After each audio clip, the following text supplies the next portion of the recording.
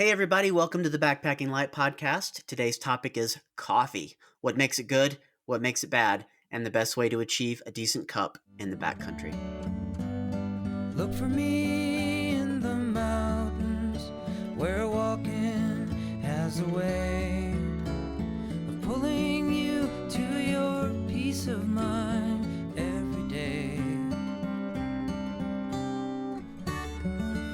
Welcome to the Backpacking Light podcast, where we talk about the gear, skills, and philosophy of lightweight backcountry travel. I'm your host, Andrew Marshall, and today, as I mentioned, we're going to be talking about my favorite caffeine delivery system, coffee. I have two guests today. The first is Emylene VanderVelden. Emylene is a longtime author at Backpacking Light. She partnered with BPL editor-in-chief Ryan Jordan to write an article on coffee that we recently published, and she's a self-described caffeine enthusiast and former barista. Emylene is from Alberta, Canada, where she backpacks, cross-country skis, snowshoes, canoes, kayaks, and horseback rides. Emylene, welcome to the podcast. Thank you. My next guest is Jono Ramey. Jono is the owner and head roaster at Savage Boys Coffee Roasters in Newnan, Georgia. Savage Boys only purchases fair trade and direct trade beans and are committed to roasting organic beans whenever possible. Jono will be functioning as our coffee expert for this conversation. He also happens to be a lifelong friend. Jono, welcome to the podcast. Thank you very much. Excited to be here. Yeah, I'm sipping on a cup of Savage Boys coffee right now. Oh, nice. Great way to start. Emylene, I just want to start with you. This conversation is going to be loosely based on an article that you and Ryan wrote for Backpacking Light. What prompted you to write that article about backcountry coffee preparation? Well, one of the things that really got me thinking about it was when I headed out to the Northwest Territories, I had to really think about how we were going to make coffee for 2 weeks. So that was really where it started. So I ended up with a whole bunch of different caffeine making devices, and I went, I should really do something with all of these now that I've figured out which ones I like and which ones I don't and which ones work and which ones work better. Okay, and what do you look for in a good cup of coffee in the backcountry specifically? One thing that I like is, and it doesn't matter where it is, I like a cup of coffee that's not too bitter, and I like one that's nice, fresh, hot, strong. Okay, Jono, how about you? What are you looking for in a good cup of coffee? Yeah, that sounds great. My coffee tastes have evolved over the years as I've kind of become a coffee roaster, but I still do look for that smooth, chocolatey flavor, a nice strong cup. I like a cleaner cup too, but lately I've been liking a little bit of fruit at the end of that. Yeah, that's pretty sophisticated. I look for caffeinated, and it needs to be slightly darker than water, and those are basically my only stipulations. I have a pretty big range after that, so I'm glad I have you two experts to help steer me right here in this conversation. We're going to start with kind of a coffee 101, and when we talk about coffee and the flavors, it seems to me that we can kind of split it up into two categories. And the first category is basically what someone else is controlling.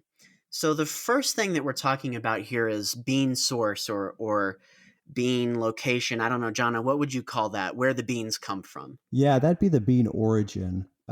It's amazing how much affects the coffee before it even gets to the roaster level. There's a lot.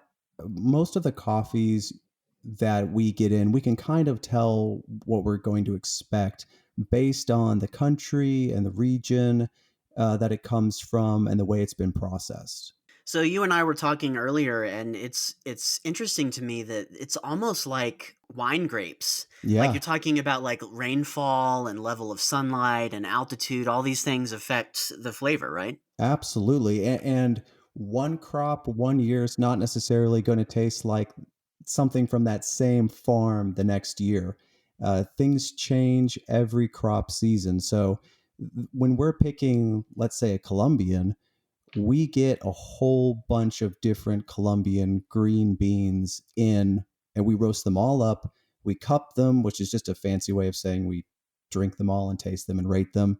And then we kind of pick that, and we do that every single time that we bring in a new crop because it can change year over year.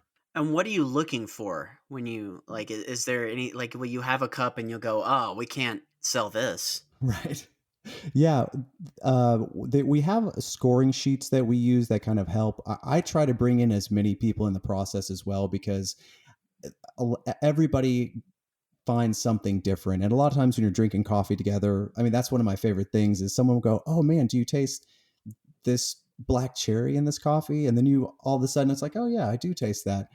Really, we're looking for something that's not bitter, not sour, no off flavors. And most of the time, you're really just picking between good and great and even better coffee. When you're at the cupping level, everything's going to taste relatively have the same overtones because you're going to be drinking 5, 10 different kinds of Colombian. So you're really trying to pick out, wow, this one has that amazing blueberry flavor that's just bursting through it, or the acidity and the body and it just fits well together in this bean. And just for the layman here, when you're talking about these flavors, again, I imagine this is similar to how all flavor notes are described in food. It When you say blueberry, you're not talking about what someone would think of as a blueberry taste, but it's a way to Right. describe the taste sensation, right? Does Exactly. that does Yeah. that make sense? Yeah, that's not it's not a flavored coffee. Yeah, we do have to explain that quite a bit. Um yeah, it's just the hints of what you're getting from that coffee, because of course coffee does come from a fruit, the coffee cherry, and it dries, or it depends on how it's processed. You get some of those flavors. Yeah, it's just a way to describe some of the different flavors you're tasting in that black coffee. Yeah, one of the flavors I actually don't like when I drink coffee, I get like a molasses flavor off of it, and Oh that's a cup of coffee I don't like. yeah, a lot of times that's from like Sumatra or that type of region. You get some of that. You also can get some musty flavors that some people really enjoy and love. I've tried to think of a better way to describe it, but yeah, sometimes like a Sumatran can be a little musty, but like spicy and have molasses. Okay, so we've kind of mentioned Colombian, we mentioned Sumatra, and Jono, can you just run us through just briefly, and then we'll move on from this, what some of the flavor profiles of the individual coffee regions are? Sure. Yeah. Really, you can kind of break it down by region. If you're looking at Central America, Northern South America, your coffees tend to be sweet and chocolatey, kind of what you think of as a normal cup of coffee. You're going to get that nice flavor in there. When you move over to African coffees, they tend to be a little brighter. You have more fruit flavors that come through. A lot of people really like Ethiopian coffee, so everybody might be familiar with that. Kenyan coffee as well. And then as you move over into the Sumatran region, you get more spices, more earthy flavors, things like that. And of course, you're going to get all sorts of different things from different farms, but in a general sort of way, that's what you can kind of expect. All right, so we have bean origin, and the next thing we have is roasting method, and this is probably something that most people are familiar with, right? Yeah, I would say there's several different ways that you can roast coffee. Uh, Most popular is a gas roaster with a drum. Basically, you're just rolling that coffee around and around and around, and to make sure that it gets nice and roasted evenly. And you have different, what would you call it, darknesses? Yeah, roasting levels. It You can go everywhere from light all the way up through to Italian roast, which is just like 10 seconds away from catching on fire. Okay. And everybody likes something different. I've got we try to serve a wide range of roasts, everywhere from very light to very dark. And there are people that like all sorts of different kinds, and there's people who only go for the dark coffee or only go for the light coffee. And that's one of the things too. When we roast, we're not specifically looking for a roast level.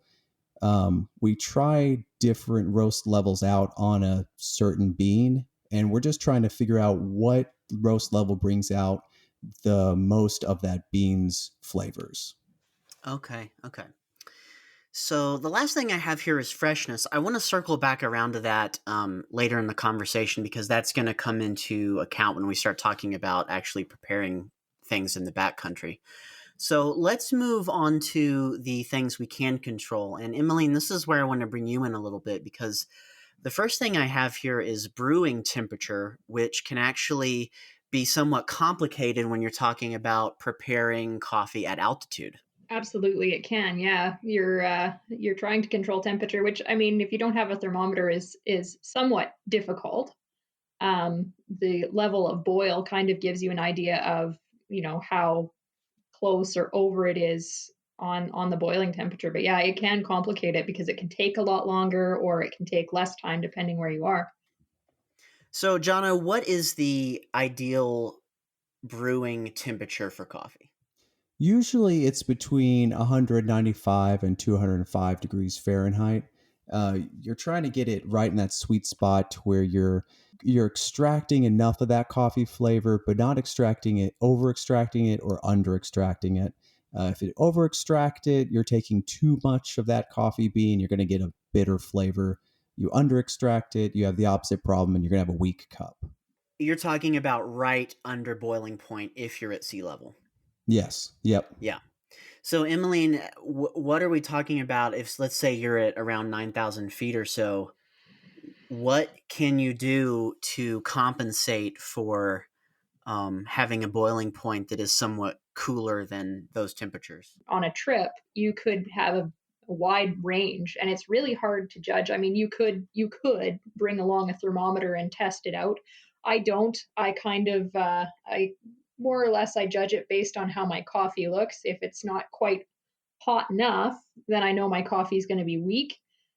So then I know I needed to boil it a little longer and get a little higher temperature. So it's more in the backcountry. It's a lot more judgment call, I think, unless you are going to bring that thermometer along and try to figure out exactly where it's right. Yeah, I had the opposite problem about a year ago in Death Valley. We were actually below sea level, and I got our coffee so hot that it was undrinkable for like 45 minutes. Oh, wow. Just because I got it up to what I would consider to be right before boiling, but that was a much higher temperature below sea level than I was used to. So we have brewing temperature. What about flow rate? And either of you can jump in here. Yeah, that's a really important part. It really that helps determine how much of that coffee you're extracting. Really, all these different ways of making coffee, you're trying to just get that right amount of flavor out of that bean. So, flow rate, how much water is touching the bean for how long, is something that you can control. Whether you're just immersing the coffee or passing water through the coffee beans. And when you say, trying to get how much of that coffee out of the bean, you're talking about oils, right? That's where the flavor is coming from. Correct. Yeah. You want to get all those sweet, chocolatey, tasty oils and leave behind the bitter oils. So the last thing I have here is pressure, which Emmeline, you might be able to talk to because as a former barista, I'm sure you made your fair share of espressos. What role does pressure play in coffee preparation? Well, one of the things that it does is it adds what's called crema on the top, which is like that creamy, nice and it really I think, and correct me if I'm wrong, I think it aerates while you're doing it. It presses it through and forces the coffee through. Um, Absolutely. and it makes this really nice, almost a caramel texture to your coffee when you're making it. I That's what I would call it. It's like a liquid caramel when it does it because it forces a lot of pressurized water basically through your coffee grounds, and just makes this wonderful, wonderful beverage. And you're talking about you're making a strong coffee that is in contact with the actual beans for a less amount of a shorter amount of time, right? Does that have an That's effect right. on the coffee? Yes, it can. Well, and if you do it wrong, it can certainly make the coffee much worse. I've certainly made a few dead shots here and there. They call them a dead shot when it doesn't taste good. It tastes absolutely wrong. So you have to do. There is a technique to it. There's a couple of things. One, they call it tamping. So hand tamping, it can be easy to make a dead shot. It's that the coffee isn't compacted enough. The other thing that can happen too is that you compact it too much. So it's kind of a fine balance. It's almost like making a filter out of the coffee itself. It's a fine art for sure. While I'm a coffee roaster, I've never perfected the perfect shot. So I'm always in awe of people who can pull one. Oh, and I wish I had stayed longer and done a lot more. I actually took the job as barista just because I wanted to know how to make a decent espresso. Like Oh yeah. that was my entire goal. I worked there for I don't know 3 months or 6 months, something like that, just so I could learn how to do a proper espresso. So one day you pulled the perfect shot and you just dropped your Yep, apron and walked out. I got pretty much. Yep. it. Okay, well, let's get into some gear and some methods for actually making coffee in the backcountry. So the first thing I have here is the French press. So this is a pretty classic way to make coffee, and a lot of gear companies have French presses that they're releasing either as integrated within the stove system. We're talking about like your Jetboil and your MSR systems, and then there's some standalone French presses from places like Snow Peak that they're manufacturing interesting pieces of gear. So let's just start with what is a French press? What are the pros? What are the cons? And then what, Emylene, you can talk to this. What are we looking at when we do a French press in the backcountry? So, Jono, let's start with you. Oh, sure. A French press is essentially a carafe with a um, metal filter inside. And what you can do is you put rather coarse coffee inside the carafe. You put hot water with it and let it steep for a few minutes. Then you press the plunger down. That filter pushes the coffee to the bottom, and voila, you have coffee in a French press. So, what are some of the pros and cons here? So the pro is that it's an easy way to make coffee.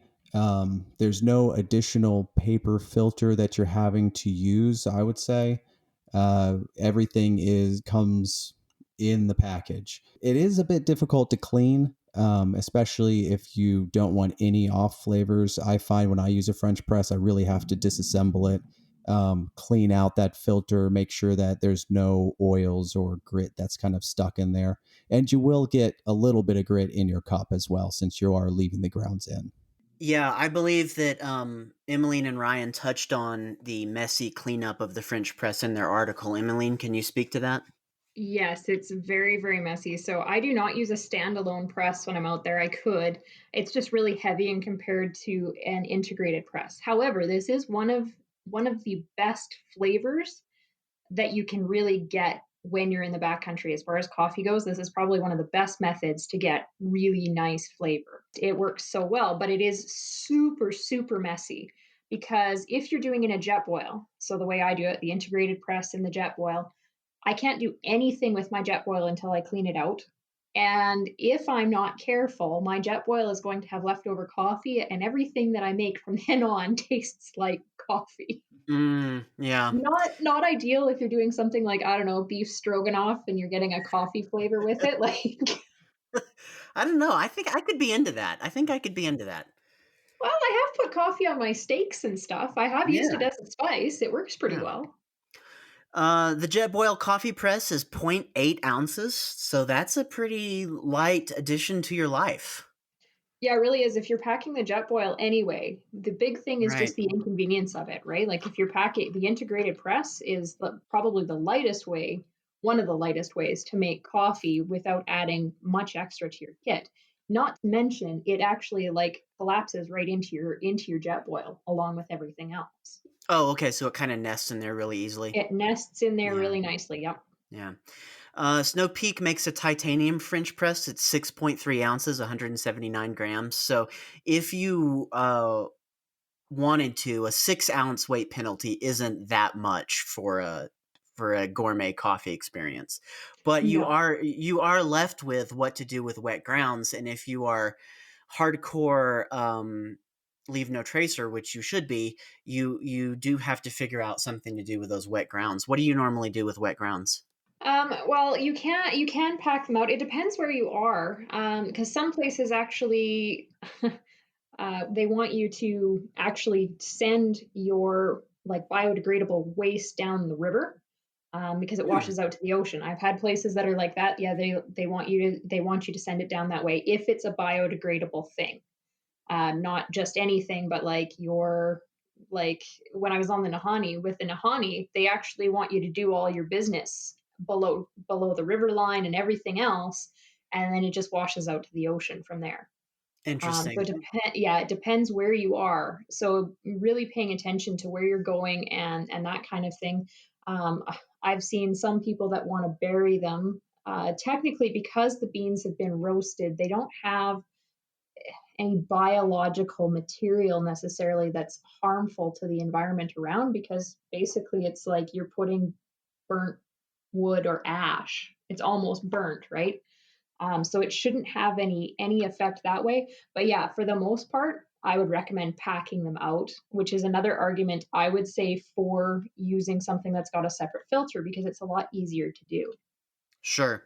One of you, either Ryan or you, mentioned in the article that you could, if you had time, spread your coffee grounds out in the sun, to sort of dry them out a little bit, and then pack them back up so that you could kind of reduce your weight. So you're not carrying around wet grounds with you. Yeah, absolutely. Yeah. Yeah. Okay, so that's the French press. What about infusers? Yeah, so an infuser is you can get the tea bag type. You can also get ones that they're like a little tea basket almost, and they make them for coffee and they make them for tea. The ones for tea sometimes do not have small enough holes if you're using like a fixed one. That's sometimes I have one that's made out of silicone. I have one that's made out of metal. Sometimes the tea ones aren't fine enough that the coffee doesn't get into your, or the coffee grounds don't get into your coffee. It is my least favorite way of making coffee because it doesn't make that good of coffee. Yeah, I would second that. I've definitely tried the Folgers sells some sort of like I'm not paper. listening. Yeah, yeah. Jono's blood pressure is going to rise here.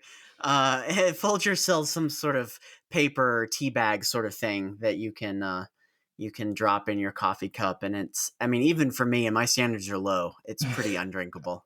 Yeah, and well, the big thing too is that so when you make a cup of tea, you pour your boiling water into the cup and then you put your tea bag in. Okay. With coffee, you actually have to do it like with the infuser, you have to pour the water through the infuser. Otherwise, you're just making basically you're making colored water. Right. Yes. Yeah. Yeah. So a lot of people that when they're using them, that's the one mistake. You can use them. They are probably of all of the things that you could choose, the little disposable diffuser or infusers rather are the easiest ones to do with leave no trace, because you put your coffee in, you pour your water through, and when you're done, it's all in a neat little package that's easy to pull out and dry later. Oh yeah. Yeah. Yeah. Yeah. That makes sense. Yeah, but as far as the flavor of the coffee, eh, Yeah, well, for Jono's sake, we'll leave this category behind and move on to something a little more aficionado approved, which is pour over coffee. So, Jono, let's talk to us about pour over. Excellent. This is my favorite. This is what I use every day with a little Chemex. I'm not. I'm sure it's a little harder to make in the backcountry, but essentially with a pour over, um, you have some sort of system. They're either integrated into your carafe or they can sit on top of your carafe. Essentially, it is a funnel that holds a coffee filter. You then put the coffee into the filter. You pour your hot water on top, control your flow rate, control how much is going in, and then you lift up that filter, and you have coffee. And what are the pros here? I believe when we did our pre interview, you talked about this being a very clean cup of coffee. Is that the word you were using? Absolutely, yeah. You're not going to get any grit in this. It's a pretty quick method for extracting a lot of flavor from the coffee. Um, And yeah, you're not going to have any little bits that get through. You might, if you use a metal filter. There are reusable filters that you can use here. And sometimes, depending on the type of grinder you're using, some of that might get through. But a regular paper filter is going to be a nice clean cup. And you're really just going to be tasting all the good oils from that bean. Emylene, what are the pros and cons of using this method in the backcountry? This is actually my absolute favorite of all of the methods. There's several really good options. My current favorite one is the GSI Ultralight, which is 0.4 of an ounce. It saves me having to deal with a reusable paper filter. It saves me having to clean out a jet boil in, and it has the best flavor. I prefer a French press for flavor wise. Sometimes, depending on how many grounds get in it and who makes it, because French press is one that you can screw up the pour over. As long as you pour just so and you're paying attention, you can make a really good clean cup of coffee. I would agree with that 100%. So I'm looking at this right now on REI. This is a plastic cup with some polyester, with a polyester filter for $10. Am I looking at the right thing here? That is correct. That's the one. I use that quite often. The other one I actually have the GSI Coffee Rocketed as well, and it's 2.1 ounces. The one thing I don't like about that one is that it's fairly small. So the actual like cone on the top is fairly small, so you have to pour pretty slow. Oh, the other one that I actually have this Sea to Summit X Brew dripper as well. I use a paper filter in that one though because I find the holes are too big. So obviously there's some advantage here to the models that don't use paper filters. It's just one less wet, soggy thing to have to manage in the backcountry. I think that's the direction I would lean if I was Yeah. going to go in this direction. Yeah, the only thing that I can say about having those paper filters is that again, it's easier for your leave no trace. That's the only reason that I say, you know, if you're taking the paper filter. But even the little ultralight one that I'm using right now, so the Java drip, the ultralight Java drip, I actually put a paper filter in that as well, and then I can pull the grounds really easy. I don't have to worry about washing it. It's so, but it and I mean it's not going to hurt anything. It's just another layer that it has to go through. When we published the article, we had a lot of interest on the forum about instant coffee, and I'm going to force Jono to talk about instant coffee, even though he pushed back on it really hard. So Jono, how is instant coffee made, and why aren't you a fan? And then I'll have Emylene talk about why instant coffee is like so interesting to people interested in superior weight savings. Right. Well, the way they make instant coffee is fascinating to me. Essentially, what you do, there's a couple different methods that you can use, and one's superior to the other. Essentially, either way, you're making a strong coffee. So you're going to make a coffee that's stronger than what you would normally drink. You're going to take that coffee and then either you use a heat method or you use a vacuum method where the coffee's frozen. But if you're using the heat method, you spray that coffee onto a hot surface. Like essentially it's a big oven that's like 480 degrees. You're going to evaporate all the water out of that coffee and you're just going to be left with little coffee crystals. Then you package that up and you've got instant coffee.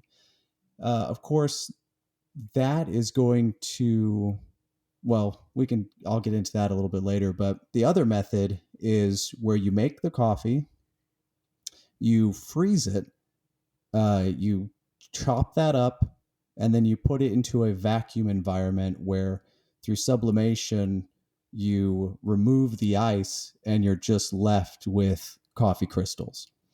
And then you package that up. So really, it's kind of in the roasting world, it's kind of like decaf coffee.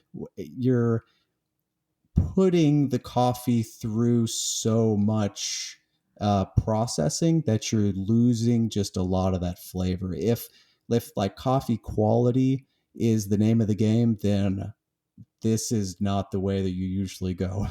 Because when you're the first method, the heat method, you're making the coffee, then you're cooking the coffee again, essentially, and then you're repackaging that up, and then you're going to put it in hot water and cook it again. Um, and it's the same with it, with the exception of heating it. You are making coffee and then essentially just removing the water. So you're kind of making another cup with it, which does decrease the flavor and quality. Is one of those methods considered to be superior to the other?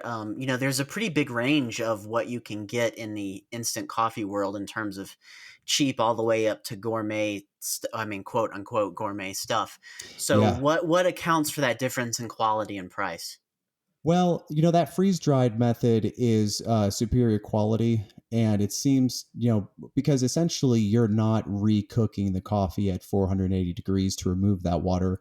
You're removing it through a process that doesn't further decline the quality.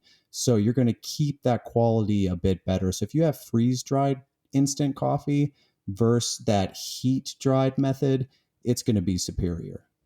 Emylene, do you drink any instant coffee when you're out in the backcountry? If I'm absolutely desperate, yes. I agree with it being something like decaf, which is why would you drink that? Like that kind of nullifies the entire point. Right. Then I may as well drink tea because it's also caffeinated and it actually tastes good. But I will on occasion drink coffee that's instant. I drink the Starbucks Via. That's the one that I found that I like the best. I've tried Alpine Start. I've tried a whole bunch of other ones, and some of them are okay. Some of them are just tolerable. I actually think Alpine Start is better than Via, but I think I've already established that I'm not to be trusted in this category. So, You know what it could have been with my Alpine Start? I think I had one with a coconut milk powder in it, yeah. which was not okay. It was really not okay with me. I'm lactose intolerant, and it was still not okay. I was like, no, no, the whole dried coconut milk in my dried coffee was not doing it for me. I will yeah, I'll go to bat for Alpine Start. I think if you are right now, if you have a bunch of Starbucks Via in your pack and you want to upgrade, I think Alpine Start's a great way to go to if you're not going to try one of these other methods. If you're going to stick with coffee in a package, um give Alpine Start a try because I think it's pretty decent. And one of the things that I would say too is that it's really nice that it's available in the bulk jars instead of the single serve packets, Yeah, for which sure. is like when you're planning for a long-term trip, it's nice to have that option. Well, let's go in the absolute opposite direction from instant coffee, which is mini espresso makers. So, we've talked a little bit about espresso already and what it is. So, it's kind of amazing that you could actually have some espresso in the backcountry because normally people think of espresso machines as being, these huge, loud, noisy, steamy things in a coffee shop. So, what are we talking about here? Well, it's just a little fella. I have one at home. It's about, I don't know, maybe a third of the size of an Nalgene water bottle. That's all it is. It's very heavy though. It is made of metal. It's got a hand pressurizer. So you put your coffee in, you put your water in, and you hand pressurize. And which model do you have? I think I have, let me think now. Is it I want to say it's the Nanopresso, I do believe. Okay, so 11 ounces, 11.9 ounces. Yes, I have that one. Yeah. I never take it into the backpacking trip. That is a kayaking, canoeing type Uh-huh. object. It does not go Uh-huh. with me. I also have the AeroPress, which works quite well. I would not say that it makes an espresso, though.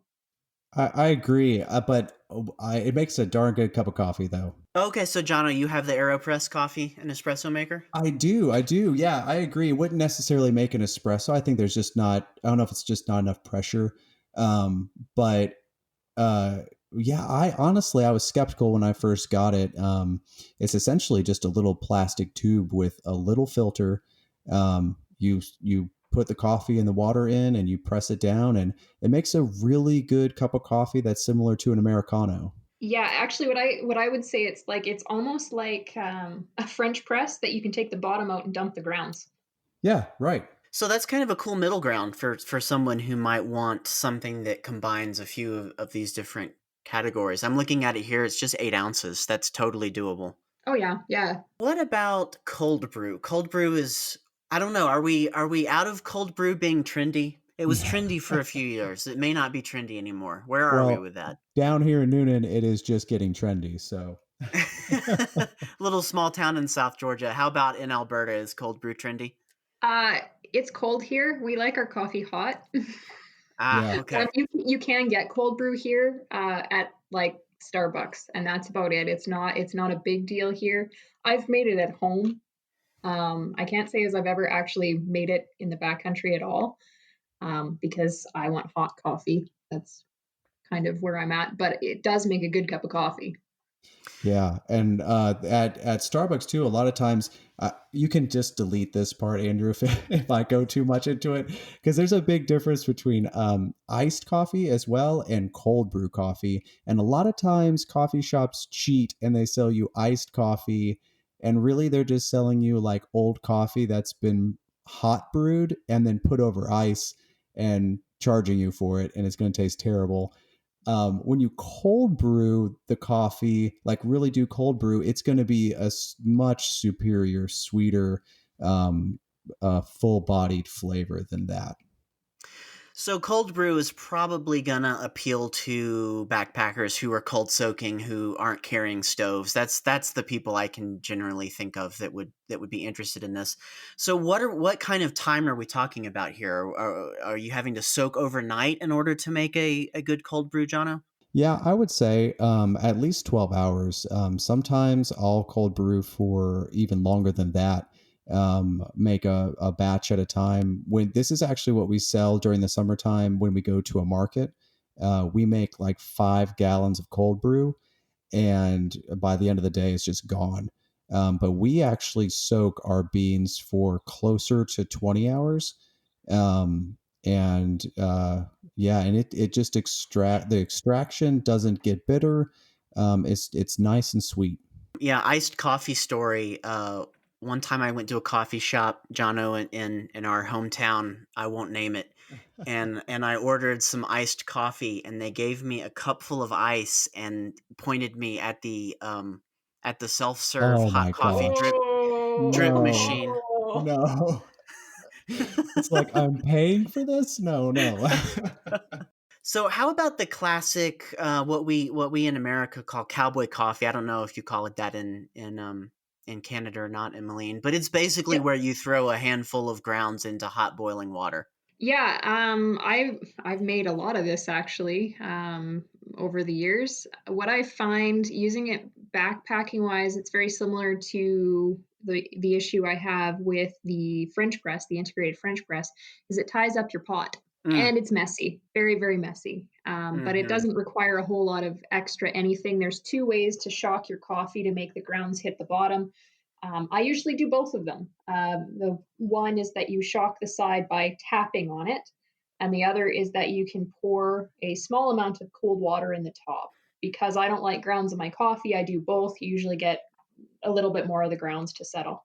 That's really interesting, actually. The way that when we earlier I was talking about cupping coffee, essentially when you're cupping coffee, you're putting grounds straight into a little bowl with hot water, because you don't want anything in between your coffee beans and your water that's going to put any sort of other flavors in there. And essentially, we scoop the coffee out because it's just a small little bowl that you're working with.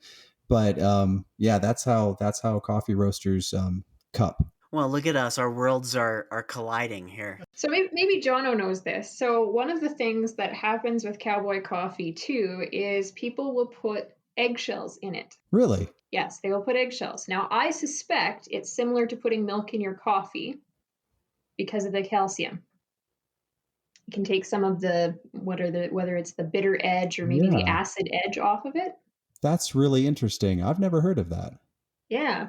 I've tried it and it does change the flavor. I'm just not sure why. I was hoping you Right. knew. That is no, but now I'm going to wonder until I find somebody who has the answer. You're gonna try it. I can see it now. You're gonna try it when you Okay. get home. Yep, yep. My wife's going to ask, "Why are we saving all these eggshells?" If Jono finds out, we will put the answer to this bizarre. This is very bizarre, Emylene. I have I never know, heard right? anything like this. But we'll put the answer in the show notes if Jono can find out for us. Sounds good. So those are the basic methods of preparing coffee in the backcountry. The only thing we haven't talked about yet is actually grinding your coffee itself in the backcountry, and this is where I want to circle back around to freshness. Jono, what impact does the freshness of your grind have on your coffee? Yeah, I mean it does make a big difference. Essentially, you want to keep all those oils in the whole bean as long as possible. The more surface area you have, the more oil leaks out. The once the oil is on the outside of the bean, it's going to start losing its freshness. It's going to spoil, have off flavors. So the longer that you can keep that bean whole, the fresher your coffee is going to be. And the freshness is going to improve the flavor. Absolutely, because really, when you're talking about coffee not being fresh anymore, not only do you lose those good flavors, you start to have, if you've ever drank like a sour cup of coffee or something that is just extremely bitter, a lot of times that's just because it's old coffee. And those oils break down so quickly that if it's not fresh coffee, it just doesn't taste right. So, Emmeline, have you ever done any coffee grinding in the backcountry? I know Ryan Jordan has. I have an experiment ongoing right now. I have a little pepper mill that has never had pepper in it. Mm. It's just a little itty bitty. I don't know. It's maybe the size of, well, it's tiny. It's like the size of a pill bottle, basically, but it's a little tiny pepper mill. And I'm tempted to do some grinding with that. I've seen some of the other grinders. They're quite heavy. They're quite large. So I haven't bothered. That's pretty genius because essentially that's what those burr grinders are. You just you have two grinders that are just close together that are breaking your coffee, and that's kind of what a pepper mill does. Yeah, and I think it depends on what kind of coffee you're making too. If you want something with a coarse ground, you could probably grind your own in the backcountry. But if you're looking for something that's a finer grind, so you're using your nano presso or your mini presso, you're probably going to want something that's finer ground than what you can do with a burr grinder. So, if you're grinding your own coffee in the backcountry, you might want to look at something like a French press or a pour over. Is that what I'm hearing? Yeah. Okay, well, that is the bulk of our conversation. I do have one note here about chocolate-covered espresso beans. Emmeline, I feel like this was probably, I'm just guessing this was your contribution to the article that you wrote with Yes, Ryan. it totally was me. That's what I thought. One of my absolute favorite things to do, especially if I'm not bringing a stove, I'm kind of on a weight premium as far as what I'm packing along. I love chocolate covered coffee beans because you get your caffeinated hit, but you also have supplemented some of your calories without packing a stove or packing anything else. You just eat the beans and the chocolate and call it a day. And it's delicious. Oh yeah. It's so good. Well, and sometimes they get a little melty because I usually mix them. I'll have like chocolate covered coffee beans and mixed like cashews and pistachios and pecans.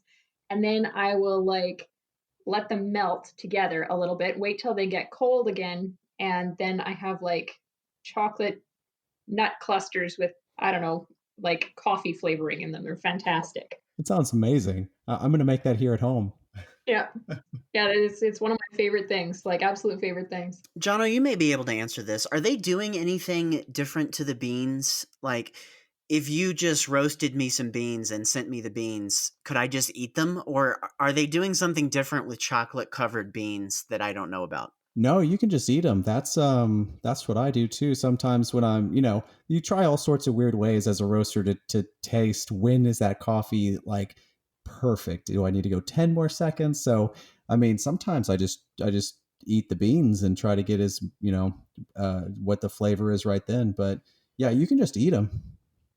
So somebody who is seriously hardcore, no stove, get out of camp early in the morning, could just straight up eat coffee beans and not worry about the Absolutely. chocolate melting. Yep. Yeah. Yep, you could. I You might give could. that a try. I'm somewhat intrigued by that. Well, let's do some final thoughts here. One thing that I wanted to talk about just briefly was that some people might be listening to this podcast and going, grinding your own coffee, bringing an espresso maker, that's 9 or 10 extra ounces. I thought this was backpacking light. But, one of the things that Ryan and I talk about a lot on this show is the higher order thinking about lightweight backcountry travel, which is that it allows you to explore things that you are passionate about. So lightening up your pack in other areas allows you to bring along, like for instance, a chair or a watercolor kit or a camera gear, or, a lot of people are interested in coffee. So when we talk about ultralight philosophy, we are not talking about having the lightest possible pack. We're talking about increasing your enjoyment. Emylene, do you have any further thoughts about that? Yeah, one of the things, so really where my journey in ultralight started was I ended up with a severe spinal injury. And it was either give up backpacking altogether or come up with a way to do it a lot lighter.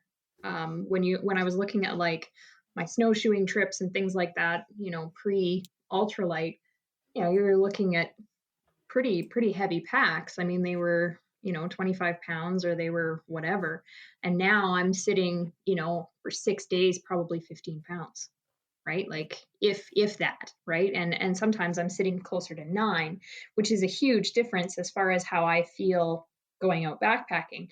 But the other thing that I realized is that as I recovered, as I did lots of physio and different things like that, my body healed to some extent, so that not only could I go out and backpack, I could go out and pursue other passions that I have. And coffee is one of my passions, photography is one of my passions.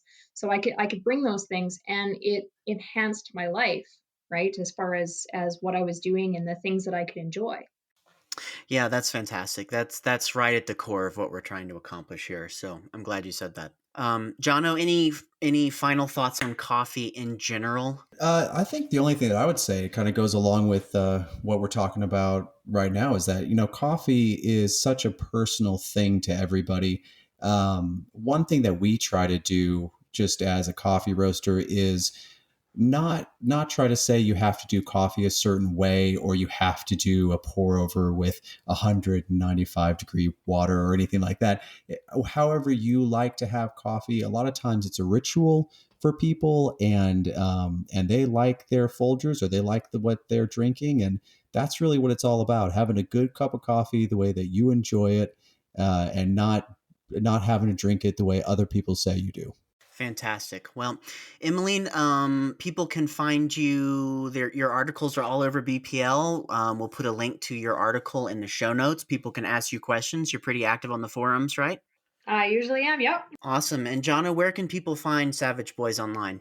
They can find us at savageboyscoffee.com. Awesome. And you're on Facebook and Twitter and Instagram and Facebook, right? Yep. All of the above. All right. Well, we'll put a link to all that in the show notes. That's going to do it. Thank you, Emylene. Thank you so much. Well, thank you. This is a lot of fun. Yeah. And Jono, thank you again. Absolutely. Thanks for having us. All right, well, that's going to do it for this episode of the Backpacking Light podcast. The Backpacking Light podcast is supported by backpackinglight.com membership fees. A backpackinglight.com membership gives you access to nearly 20 years of article archives, community forums, online education, and so much more. You can join our community right now at backpackinglight.com/subscribe. You can download the show notes for this episode at backpackinglight.com/podcast. And if you enjoyed this episode, please leave us a review. It helps other people find the show. Thank you so much for listening to the Backpacking Light podcast. I'm Andrew Marshall. And if we can leave you with one parting message, it's this: pack less, be more, because lighter is better. Be well, everyone. So I shoulder my backpack, walk away from the